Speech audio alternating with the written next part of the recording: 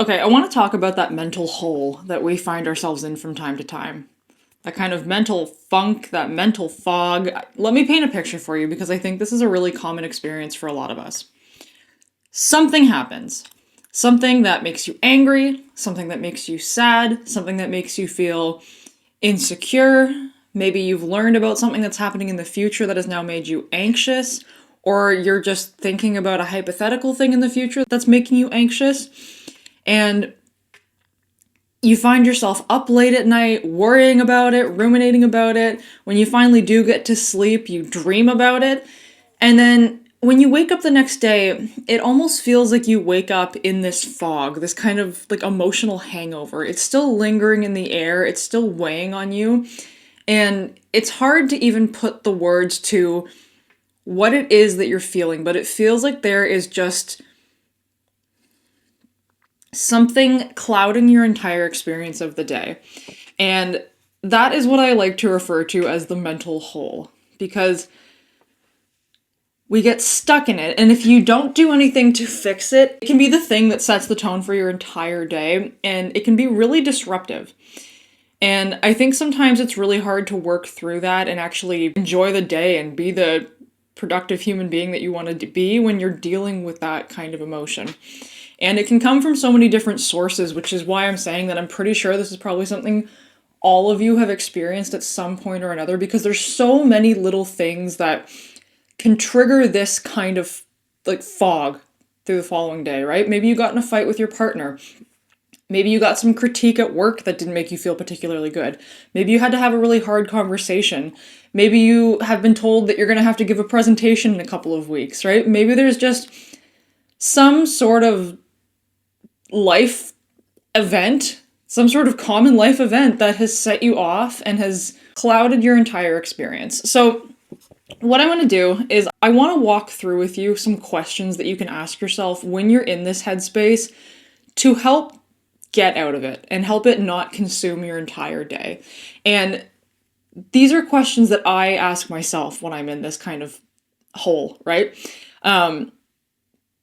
Something I struggled with years ago was having any sort of productive way of getting out of that really deep emotional hole when I'm already in it. I didn't really have the tools to work through what I was feeling or put words to what I was feeling. So I found oftentimes when I woke up in a day like that and I woke up in that kind of headspace, that became my whole day, right? That clouded my whole day. I didn't feel good. I often didn't show up in the ways that I wanted to. I often didn't get the things done that I wanted to. Like, just the ripple effect from it was profound. And sometimes it would bleed into multiple days because I wasn't doing anything to address it.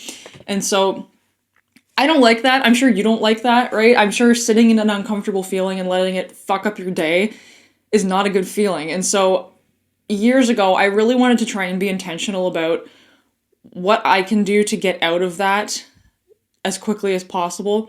Not in a way that denies or represses the way that I'm feeling, but in a way that allows me to address it and work through it and still show up the way that I want to.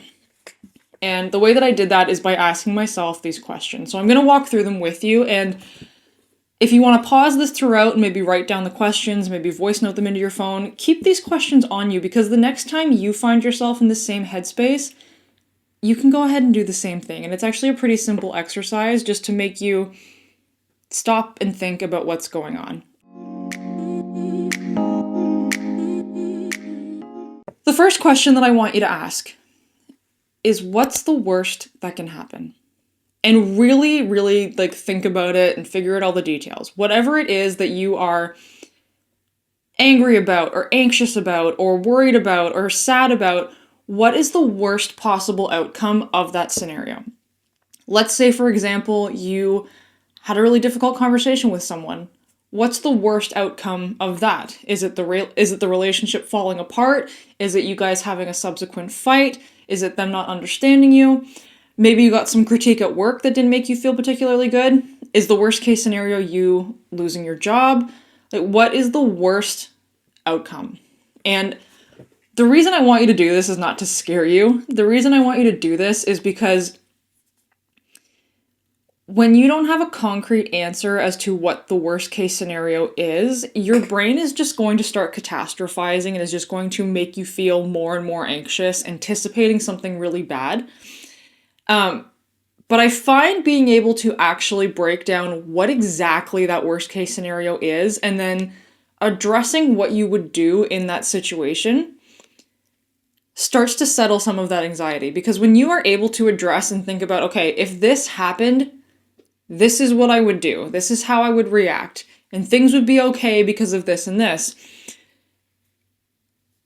it takes that worst case scenario and makes it feel a little bit less scary because now you have a bit of a game plan. And honestly, most times the worst case scenario is not going to be the thing that happens, right? I can't remember the exact statistic, but it's something like upwards of 90% of the things that we worry about never actually happen. So there's a good chance that this worst case scenario will not come to fruition, but you having a concrete idea of what that would look like and what you would do gives you kind of this sense of, well, if I can handle that, I can handle anything in between, right? If I can handle the worst thing, I can handle all of these less worse outcomes. I am better prepared to take this on. And it kind of stops that catastrophe loop that your brain can get into. The next question I want you to ask yourself is, what specifically am I feeling? And again, if you find it helpful to take some time and actually write this down or maybe voice note it into the notes app on your phone and just like really work through and put words to what you're feeling. Are you feeling anxious? Are you feeling grief? Are you feeling shame? Are you feeling insecure? Are you feeling frustrated? Are you feeling misunderstood? Like, what are the specific words behind what you're feeling? Because oftentimes, at least in my own experience, when I'm having a day like this where I am kind of in this just like mental hole and there's just this cloud of negative emotion covering my entire experience of the day, it's usually more than one feeling, right? It's usually more than one thing that are feeding into this collective cluster of emotion. And when you don't put words to that and you don't actually work through what those things are, it feels very ambiguous, right? We can't really address how we're feeling because we haven't really figured out what we're feeling in the first place, right? It just doesn't feel good. And so I find taking the time and writing it down and actually putting words to specifically what you're feeling makes it easier to address. You're not operating against ambiguity anymore. You have specific words to what you're feeling. And then from there, you can piece together what from that scenario made me feel this specific emotion. Why am I feeling anxious? Why am I feeling insecure? What is it that is driving that particular emotion? And that gives you the chance to work through it and actually understand what is fueling the feelings that you're having right now. And sometimes even just writing it down and having a word to put to it makes it feel less scary and can actually just diminish the severity of it in and of itself. Right? You just having a better understanding of what is going on can kind of just give you that moment of like, this is actually a little bit more manageable than I thought it was. I think I'm going to be okay. The next question that I want you to ask yourself is, does me sitting in this emotion help me at all? And as kind of a part 2 to this question is, if the scenario that you are feeling some type of way about involves another person, I want you to also ask yourself, does it benefit the other person for me to be sitting in this emotion, right? Me ruminating in anxiety or sitting in anger or being pissed off that I'm misunderstood and I've been critiqued, or wallowing in my insecurities and feeling like the victim because of what happened to me, does that benefit me? And does it benefit anybody else in the scenario? Truly, does it actually benefit you? And try to write down what the benefit is if you think it does, because asking yourself this question is kind of the harsh reality check that I think sometimes we need when we're in this headspace of just saying like, hey, what I'm doing is actually not helpful. And what I'm doing doesn't create a better outcome. I find this question to be super helpful for me personally when I'm feeling really anxious about something. So when I find myself ruminating about something or anticipating something that I'm really anxious about, I always like to ask myself, does it help me? Is it going to make the situation better to sit here and stress out about it? Usually the answer is no, right? Usually me sitting in anxiety doesn't make me more productive. It's not going to make me show up better when that situation actually comes. It doesn't give me any better coping strategies for tackling the entire situation. It just doesn't help, right? It just makes me feel shitty. And oftentimes it's going to be to my detriment because I'm going to be so distracted by the anxiety that I'm not prepared for the situation in a way that's meaningful.